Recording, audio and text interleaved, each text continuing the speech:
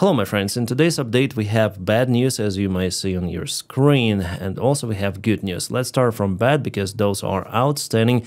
Russia hit the government building of Ukraine. This is the central part of Kiev. You can see Maidan Square, all of those monuments around, and you may see the smoke is coming from one of the buildings, which is actually the building of Ukrainian government, Ukrainian ministry, where all of the ministers, including defense minister and prime minister, are working. The strike happened right in the morning. Russia launched several of the ballistic missiles, and one of the missiles hit the building. On the top floor, you may see fire. Luckily, no one except security was inside the building, but no one was hurt in this particular one. However, Russia also hit several residential buildings in Kiev, and there, unfortunately, casualties, including one of the baby. Actually, this attack of Russia was the record one. They launched more than 800 drones, missiles, and everything on Ukraine. Here is one more picture. You may see firefighters try to eliminate the fire coming from those windows on the top. And this is the picture from inside. Fire was already eliminated, so extinguished. And this is the part of the Kiev city. You can see the huge fire erupted there. And we have the video with the evidence of the thick smoke coming from one of the places. The smoke is really huge. I wonder what was hit out there. It could be fuel reservoirs or something, because the smoke is really huge. And those are the traces of the Russian drones and missiles which were spotted the last night in Ukraine. So totally 818 air targets were identified by Ukrainian air defense.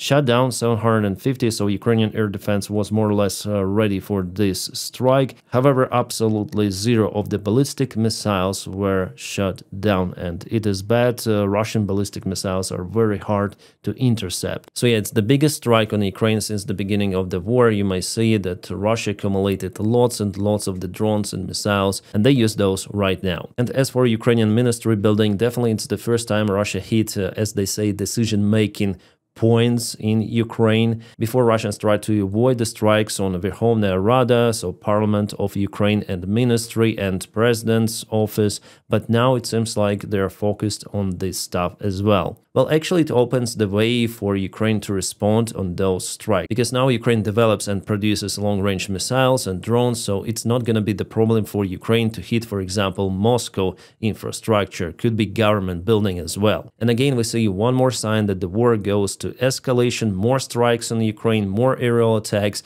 and even government infrastructure is being hit. Yeah, before Russia hit like some local government building in Kharkiv and in the central part, but after all, it's the local government building, not the major one, which is used for entire Ukraine. And the Ukrainian ministry is, I would say, one of those main buildings. To eliminate the fire, Ukraine uses helicopters. For example, in the ministry building they were used. We see even Mi-8 in operation there, and it's the Mi-8 helicopter, and there was the fire. But now, according to the latest reports, the fire is gone. Will it harm Ukrainian ministry operation? Well, could be, but not significant. I mean, building is, after all, building. The most important thing are people. And those people, if they really want and if it is needed, they may work even in underground station. Also, Russia attacked the important part of Ukrainian infrastructure. This is the railway bridge in Kremenchuk. You may see Russians hit the bridge right in the central part over here, and also there are the damages on the top. So this strike, and here we go. Could be two of the drone strikes, but I saw only one. So where's this bridge? We should go to Kremenchuk city. It's the important one located just at the Dnipro river. And if we zoom in, you can see this part of the bridge. So the upper part goes for automobile traffic, the lower part for the trains. The Ukrainian train company already reported about delays, so for Ukraine it would be maybe even harder to send some of the military equipment to the front lines. But obviously there are many different ways to cross the river, not just in Kremenchuk, but also in Cherkasy. There is the bridge, also in Dnipro. There are different ways to go to the eastern side. For now, Russia didn't harm communications or logistics, is fair to say, a lot. And Ukraine obviously will repair this bridge just with drones. Russia is unable to harm it very hard. Nevertheless, we see that Ukrainian air defense was overwhelmed today with those Russian strikes, unfortunately. And here we go with one of the residential buildings in Kiev. So Russia hits absolutely everything: logistics, military targets, civilian infrastructure, the most, and also now government buildings.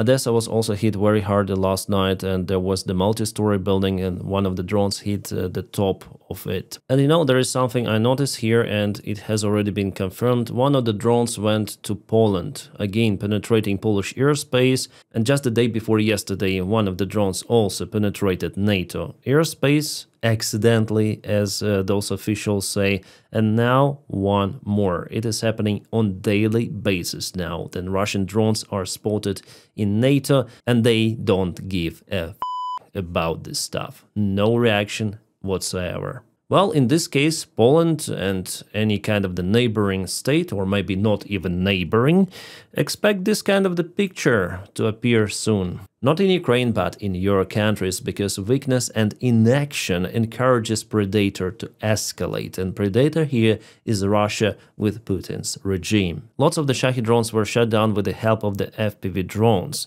As it is reported by the drone volunteers Ternenko, at least 40 of the Shaheds were shut down in this way. Well guys, I promised you some of the good news. Here we go. Ukraine responded on striking Krasnodar Ilininsky refinery. This is the big one and it is out of the operation. For now the fire continues. Relative to this one we have lots of the photos and videos. At least several drones hit the facility, causing the large-scale fire. So what Russians say? The Ukrainian drone debris hit some sort of the local infrastructure, which is not that important. Well, very soon they're gonna start to speak about debris from not the drones but Ukrainian long-range missiles as Flamingo. And guys, I think after today's Russian attack, Ukraine is going to respond with a large-scale counterattack, again with drones and probably missiles. But Flamingo missile for now, judging on what we saw in attack on avant-post of Russian FSB, well, developers still needs to work on precision. But we'll see, then they're gonna use it. Also, the last night Ukraine hit the Druzhba oil pipeline facility and pumping station for it. Fire broke out not far away from those oil tanks. So this strike happened a couple of days after a meeting between Fico and Zelensky, where Fico asked Zelensky not to strike oil facilities of Druzhba pipeline,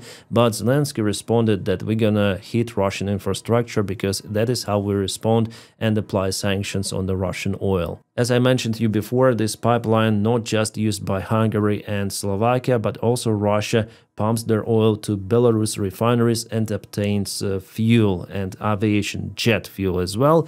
That's why it's strategically important infrastructure for Ukraine to hit, legitimate target, let's say. And here we go with the satellite image. So something here was hit and probably one of the tanks was burning. The same facility suffered the drone strikes 2 weeks ago. Russians managed to repair it fast, but every time Ukraine will hit it, I'm sure about it. The operation of the Druzhba pipeline is disturbed, so Slovakia and Hungary should unite in pressing Russia more, for Russia to finish this war so they may obtain their oil. But no, they are pressing Ukraine. Yes, about the front lines, I have some news. Russians started their attack towards Mirnograd. There is the convoy full of the armored vehicles. I got the information about it. Ukraine, for now, tries to repel this attack. From what I understood, Ukrainian defense is successful here. Yeah, Ukraine operates mostly with drones. But for detailed information and for the possible drone video, I need to wait a little longer. So I hope I will update you about the front lines a little later to show you a detailed picture. I think close to the evening I'm gonna record one more video, but now bear with me because we have some other news. Alright guys, here we have the short story of the rescue operation conducted by the joint Ukrainian forces of the military intelligence and the Ukrainian UAVs, Bayraktars. As you know, Ukraine operates in the Black Sea with the drone boats sabotaging Russian gas platforms. Yes, Russians mostly control them, but sometimes Ukraine lands there and KIA Russian soldiers and destroy their equipment. In one of those missions, a Ukrainian drone boat was attacked, our guys maneuvered. Russia used aviation and our guys were in lack of the air defense. So because of those maneuvers, one of the soldiers went overboard this boat to the sea and our guys there were not able to stop and pick him up by the time because they were under fire. So unfortunately, yes, the guy was left there and he was swimming 14 hours, all of the night and the part of the morning.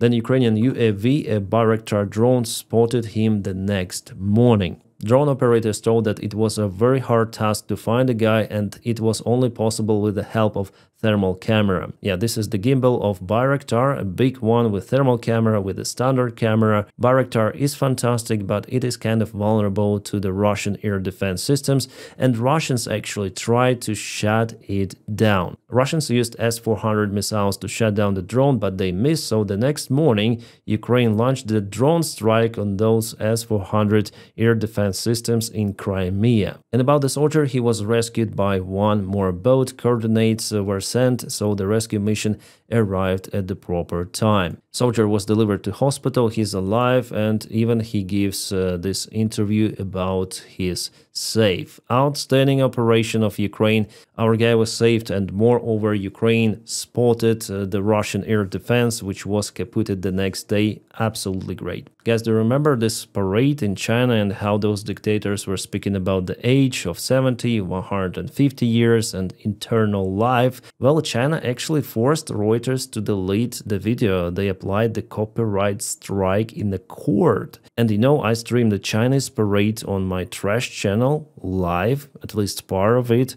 I criticized it. Criticized, I mean, not the parade, because after all, parade was nice, but I criticized China and those dictators.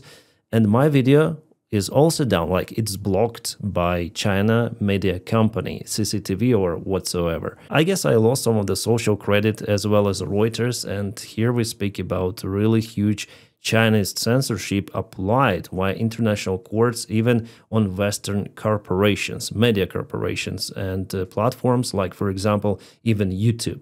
Guys, just a couple of words about Donald Trump and confirmation of his pure insanity and childish-like behavior. So here's his tweet dated from yesterday. I love the smell of deportations in the morning. Chicago about to find out why it's called the Department of War. 3 helicopters, Chicocalypse now, and kind of the cringy image of Donald Trump. This is the reference to one of the Vietnam War movies. And pardon guys if I'm not correct, but it seems like Chicago about to find out why it's called Department of War. It means that war threat to Chicago. I don't have any other way of how to interpret what he just said to his own city. I mean, city of the United States of America, which he is the president of. It's the declaring of war, what, on the own country. So pardon guys if I'm not correct, but it feels like that. And definitely he looks so cringe, not just for the president of the United States, biggest economy and the biggest military in the world. This behavior is outstanding for any sort of the leader. Even for the president of the smallest and the biggest country in the world, it would look really outstandingly cringe. But here we go, a boy in the adult body, president of the United States of America. Guys, it is not looking like idiocracy any longer, it is the idiocracy itself. Strangely, but we don't see such behavior even from Russian dictator Putin, Chinese dictator Xi Jinping. In the relation between themselves, in the relation to the public, they behave like normal politicians. Yes, they act very badly, especially Putin towards Ukraine. He's a murderer, he's a war criminal, he's an aggressor and terrorist, I may call him. But the way those dictators speak is way more polite and intelligent compared to Donald Trump. They're playing Trump and they see America as the weak country, and they may do whatever they want, and it's just a matter of time that China will start its special military operation against Taiwan. With Donald Trump in power, it is inevitable. The big article about it I already reposted on my Patreon page, so you may check it out if you are my subscriber on Patreon. The link for it is in the video description just below if you want to support the job that I do, and there I share some of the stories, updates, and unique content. I'll try to publish more of that stuff on Patreon. So thank you for your kind support. And you might recall the case with the reduction of the military support of Lithuania and Estonia. Definitely officials of those countries confirmed that United States made the decision to cut military aid to those countries which are bordering Russia or Belarus. Yeah, the Lithuanians defense ministry say that Pentagon informed them last week that funding will be dropped to zero starting the next financial year, so 2026. I don't know even how to comment that, guys. By the time dictators unite in confrontation against the main democracy in the world, United States of America, and its world order plus dollar of the United States of America, Donald Trump decides to weaken its allies, critical allies, crucial in Europe. In one of my recent videos, I told about this boat that was kaboomed by MQ Reaper, American drone. Well, it appears to be it wasn't the drug boat, as many mentioned before, as well as United States officials. So why it is not likely the drug boat? Because there were 11 people on board. Yes, it looks like the drug boat, it has many of the engines, at least 3 from what I see, but with 11 people on board, it looks like more transportation could be of illegal immigrants somewhere. Plus, the official statements about the strike start to contradict between each other. Rubbia and Trump offered conflicting assessments of where the boat was heading to. Rubbia initially said that alleged drugs on board were probably bound on Trinidad or another Caribbean country, while Trump said that the vessel was headed to United States. Rubbia later said that definitely it was headed to United States, eventually to United States. Defense Secretary Pete Hegseth said that they knew exactly who was on board and exactly what they were doing. Plus, Trump said that United States has tapes of them speaking.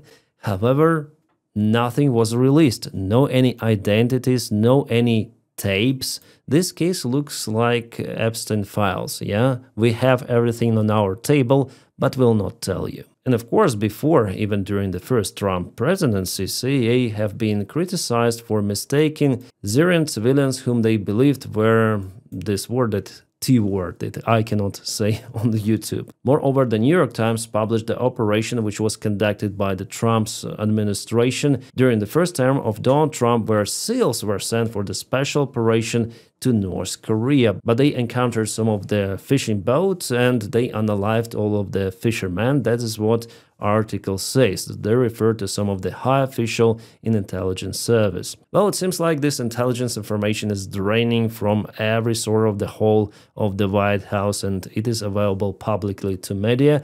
And none of those operations, including the recent one with this smuggling allegedly boat, it wasn't agreed by Congress. So Trump is doing everything as the pure dictator, as well as he starts the military escalation in Caribbean Sea against Venezuela, also without any sort of the authorization from Congress. The United States Army is sending ships, it collects data, and it could be, I would say, a grave mistake for the United States to intervene into Venezuela, despite that I don't like Venezuelan regime at all. Yes, it is the ally of China and Russia, but I think it's the pure mistake to deploy American forces there because the outcome could be not so good. It could be the second Vietnam for United States, and probably I'm gonna record one more video about that one on the channel.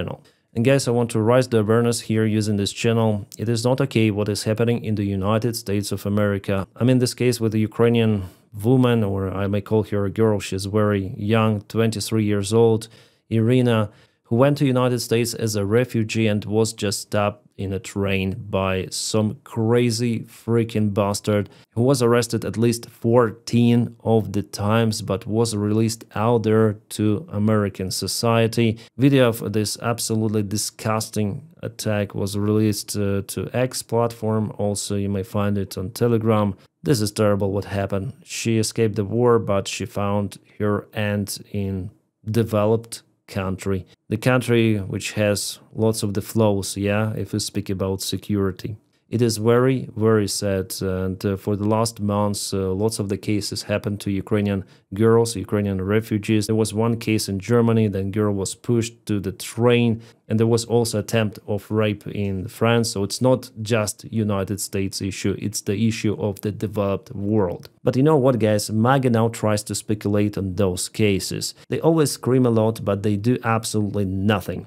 And by the way, United States authorities, they're pushing out Ukrainian Ukrainian refugees from the United States. They are not prolonging the U4U program for Ukrainians. So they are forcibly making those Ukrainian refugees illegals in the United States. I know it myself because I monitor lots of the Ukrainian refugees in their social media, and many of them were forced to go to Ukraine even, or to Europe back. It is like a shadow ban of Ukrainians, but the rest, they obtain their paroles and they have some sort of the guarantees on soil of the United States. Maybe Trump just doesn't like Ukraine and Ukrainians, because in general Ukrainians do not support Trump's policy, and he's sick and tired of those blue and yellow flags in Anchorage as well. And remember how J.D. Vance was encountered by Ukrainian supporters when he wanted to head a ski vacation and forced to leave the place. So I think they hate Ukrainians, and everything connected to Ukraine. It's my opinion,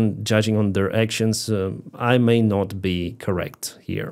So actually MAGA doesn't give a about Irina's death. They're out there spreading their agenda narratives. This case is just one more for them to strengthen the rules against even legal immigrants. And I guess the guy who unalived Irina, he was American after all. So the problem lies even deeper than migration itself.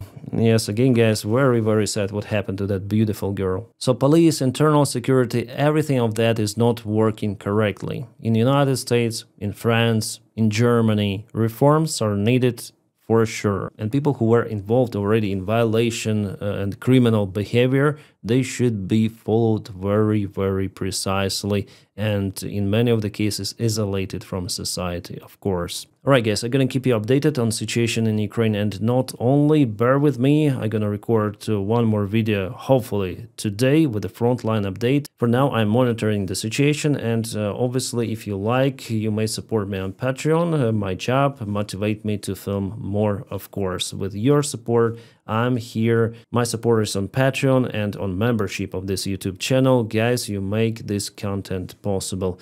Now I wish you all a peaceful sky wherever you are, and have a great time.